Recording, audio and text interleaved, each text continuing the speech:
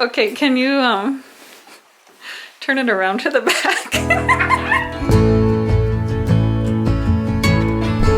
Hello there. Today I'm gonna machine quilt Layla's flower garden quilt. If you did not see the video, I think it was 2 videos ago, where I finished her quilt top. It was an improv design using hexagon flowers and just sort of made it up as I went along. I will put that video link up here so you can watch how that came together, but lots of people were looking forward to seeing how I quilt this quilt on my regular sewing machine. It can be done. I've actually only ever done it that way unless I've hand quilted, but most of my quilts I've made on my home sewing machine. And disclaimer, right now I currently have a very nice Janome memory craft machine, and it does have a larger space in under the arm. So yes, right now I am using a machine that is sort of made larger for quilting on purpose, but I have not always had this nice machine. I have quilted very large quilts on much smaller machines than this. In fact, I've made 2 queen size quilts, both of them on a regular sewing machine that was smaller than this one. So if you're using a smaller domestic sewing machine, it can still be done, promise. So let's get right to it. I'm Nikki, this is Pin Cut Sew,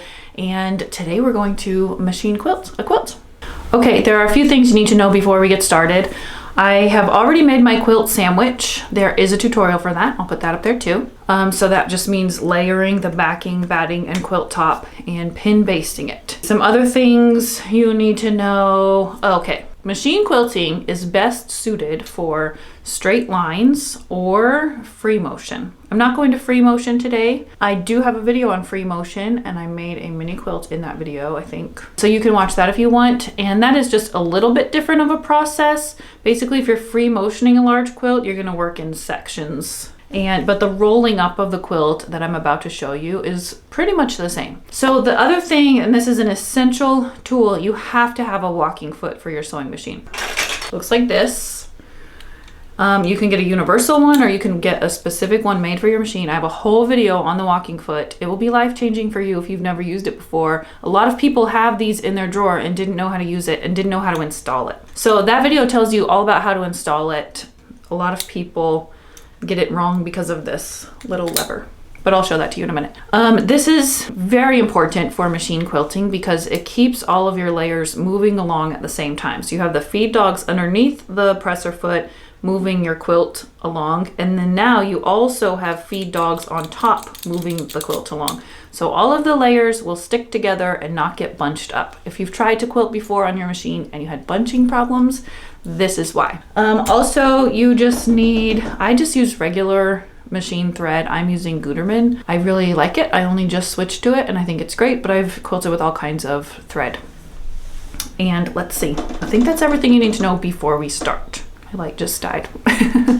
Okay, the first thing I need to do is mark my first line on my quilt. I've decided to do a diamond grid instead of just a square grid. I thought diamonds kind of look like lattice, and that really fits the theme of this flower garden quilt. I don't like to mark every line. I like to just mark the very first one, go in each direction with tape. So let me show you how I do that. Okay, I brought the quilt into my bedroom and I smoothed it out on my bed. This is not going to seem very scientific because it's not. I marked the angle I wanted on my ruler here so that I can place the tape along the edge of my quilt, and that's going to get me started for my line. So I'm going to put it up here. Then I have this handy dandy, very long ruler my friend bought me at an antique store. You don't have to have one of this. You can put a person on the other side and pull a string across. Basically, you're just trying to get a straight line for your very first marked line. So I'm going to put my ruler across my quilt along the edge of my quilting ruler right here. Okay, then I'm going to take my tape. This is the only line I'm going to mark until I have done all of the lines in this direction, and then I'll retape a line going the other direction. So I'm just going to along my ruler. I'll show you a close-up of this in just a second. If there is a pin in the way, I'm going to move it. So my taped line is going at the angle that I want it to go all the way across my quilt, and I just sort of started somewhere in the middle. It's really not rocket science. If you are doing a straight line grid, I really like to do straight line grids also, like little squares instead of diamonds. I would mark my first line right through the center. Okay, before I take this off my bed, I'm going to roll the quilt up. So I'm gonna move this. And this is the secret to getting your quilt to fit underneath your sewing machine. You're going to roll the sides of the quilt up to the point where you're gonna start quilting, which is on the side of this tape. So I'm gonna roll this side up like that, and then I'm gonna roll this side down, if I can reach. So now, instead of a huge bulky quilt you have to shove under your machine, you have this nice roll that you're putting under there instead. So let me go prep my sewing machine before I move this quilt in there. Okay, there are a few things I do to get ready before I start, and the main one is clearing off my sewing table. I'm going to take everything but my sewing machine off.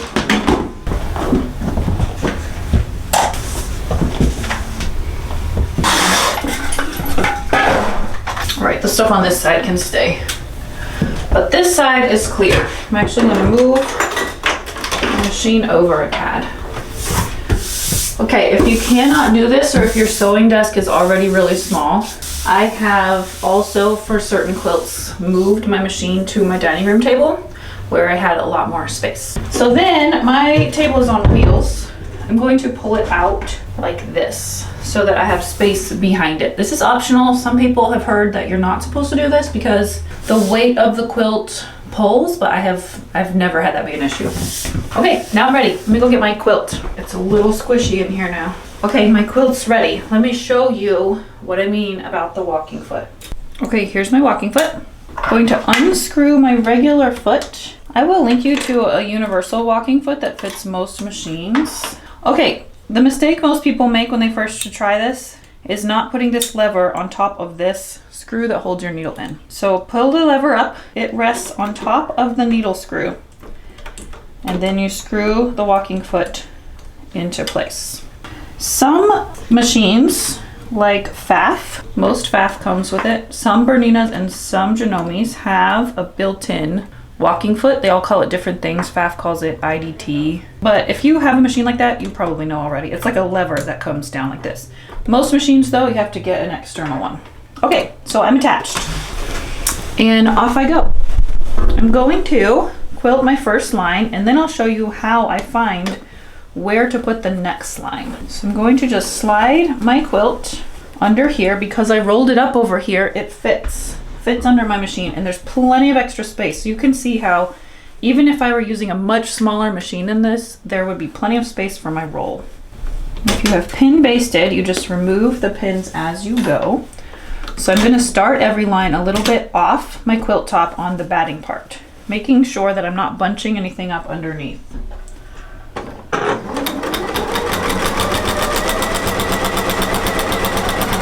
You can also sometimes feel with your fingers if you're getting a bunch underneath the quilt. You can smooth that out as you go. So you want everything to be smooth. You don't want any tucks in your backing.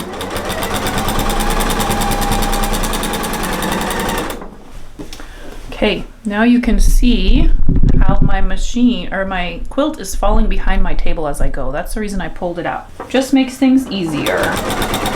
And you can also see how I'm able to hold these rolled pieces. They sort of offer me a handle to move the quilt through. Okay, my first line is sewn, and I'm sewing off my quilt top into my batting.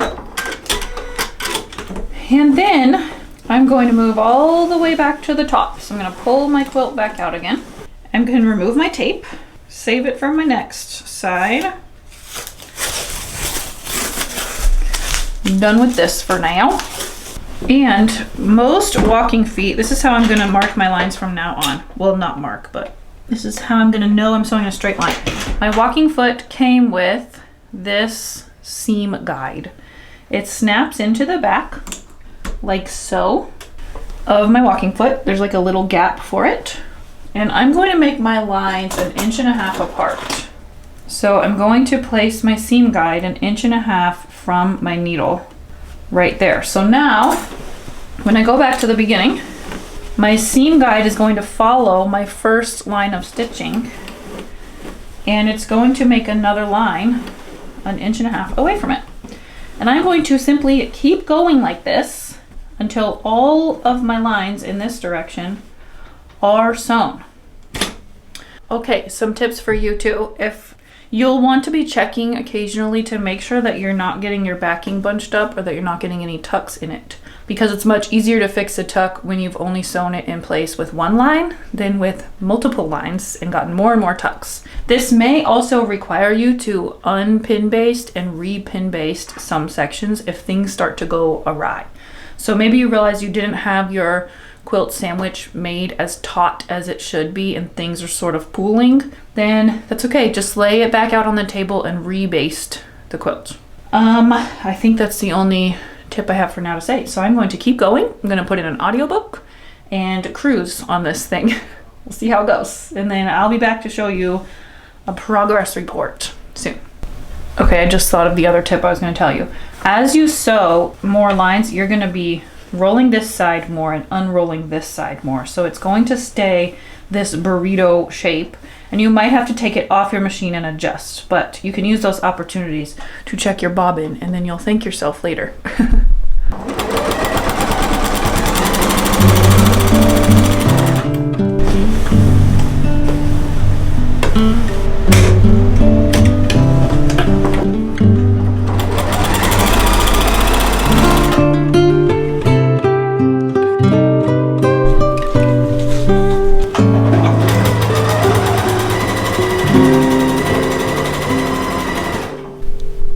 Okay, I'm almost all the way out to the first corner I was heading for, and I have a tuck here in the back. I could kind of feel things gathering up more here, so I'm just going to take out this row and I'm going to re-smooth my backing and kind of repin things smooth again. If I need to take out this row too, then I will. This doesn't happen very often, so if it does happen though, don't let it discourage you. Just take it out, smooth everything again, and it'll be fine. Okay, it's a new day. I have 2 new spools of thread. I had to run out and get more thread this morning. And I think I sewed for a little over an hour yesterday, and I'm almost halfway. I'm almost done with the lines going in one direction. And so it's pretty quick to machine quilts. In case you thought it wasn't, it really kind of is. So let me show you where I am so far. Okay, so I'm almost done making all of the lines going this way.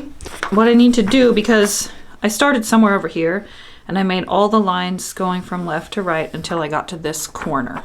So now I'm going to flip it. I'm going to re-roll the sides and I'm going to start, and now I'm going to go from here out to this corner, rolling this up as I go. I hope that makes sense. And then I will lay it back out on my bed, use my ruler again with the angle that I set up. It's just a little bit over 45 degrees in order to make diamonds and not squares. And then I will tape the other direction. I'll tape like this one here, and then I'll do the same thing and then flip and go this way. And then I will be done.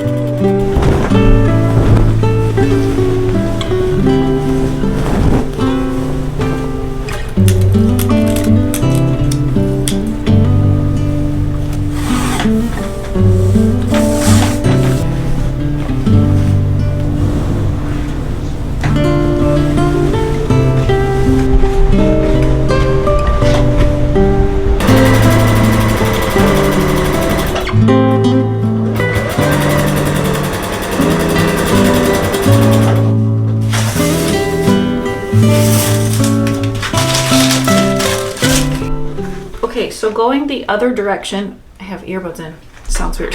Going the other direction is even easier because you don't have to remove pins and you're not risking tucks in your back because you already sewed the entire thing the one direction. And there's no tucks, hopefully, if you checked. So it's just kind of smooth sailing going the other way until you're done.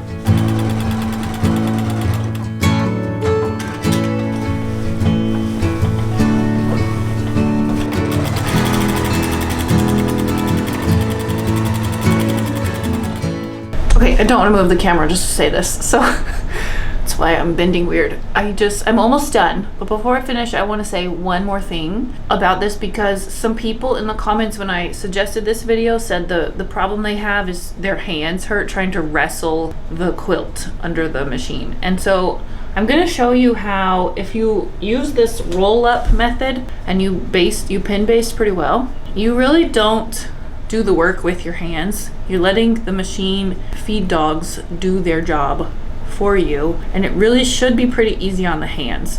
And that's why I have the table backed up from the wall so that the quilt can fall behind it, so I'm not pushing against anything in the back. And then I'm going to show you how in the front I sort of lift, because I don't have a flat sewing machine table and I don't have the big extension table either. So I sort of lift the front of the quilt so that it's not weighing it down in the front too. So then the machine, my hands don't really need to be near the presser foot, and the machine just sort of moves the quilt along like it's supposed to do. Okay, this is what I mean. Let me start my next row. Sort of using the rolled up part of the quilt as handles to lift it from down here so that it's not getting hung up on my sewing machine or on my desk. And then I'm going to put my hands underneath it and lift it up too. So when I'm sewing, I don't have to push the quilt under the presser foot. It's doing that for me, especially with the walking foot that has the feed dogs on the top. I forgot what they're called. So I'm lifting up this bulk from here so it's not weighed down. I'm pulling it kind of taut from the sides. And the machine just takes it right through.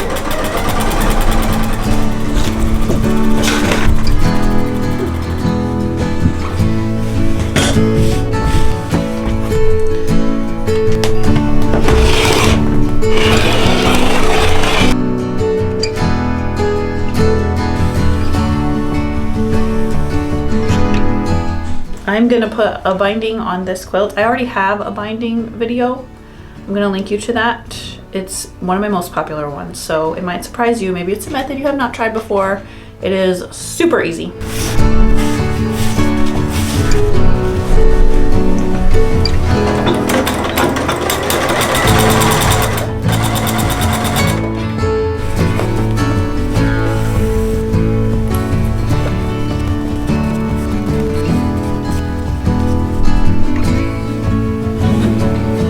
Okay, I finished.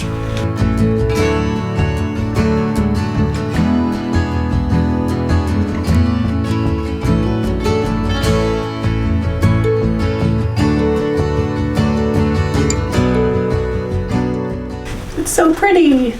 This is one thing I want to talk to you about. You can see that this quilt backing is not just one fabric. I pieced it together with fabrics I already had, and I even pieced the batting together. I had a piece of batting that was more than long enough and not quite wide enough, so I cut it straight off the length and I added it onto the one side. And the way you do this is just you butt the batting up against each other, make sure the edges are straight, and you just zigzag the crease together. And that's how you piece batting. So I did not have to go buy batting and I did not buy backing. I decided to just use the leftovers of the background fabric and some other scraps that I had. So I just pieced the whole thing together. And it looks cute. This is actually, when I first started quilting, we did not have any extra money. So this is how I quilted back then. All the quilts I have that are not pieced are backed with cotton sheets from the thrift store. I remember being really proud because I found like an Eddie Bauer sheet. The thread count was so high that it was hard to even hand sew the binding onto the back. But I still use that quilt. So here's your PSA. Yeah, PSA. Quilting really does not need to be expensive. I actually have a whole video on keeping quilting frugal. I'm just trying to give you a close-up of the diamonds because it really turned out so pretty. I hope this has helped. If you liked this video, definitely click subscribe and like so that you don't miss the next tutorials I have for you. We're gonna make some quilted pot holders, I think, coming up. And yeah, I just have a lot of fun projects. I may have a lot of problems, but coming up with new ideas for sewing is not one of them. So I have plenty more videos in the works for you guys. So I'll see y'all soon. Bye. You have to smile like you like it. Smile, but I'm behind the quilt. Can you peek your head out? Go. Okay. It's so cute. Okay, can you turn it around to the back? Oh, that's cute. Sorry, I haven't even seen it. Isn't it pretty? Oh, the back looks cool. I haven't either, actually.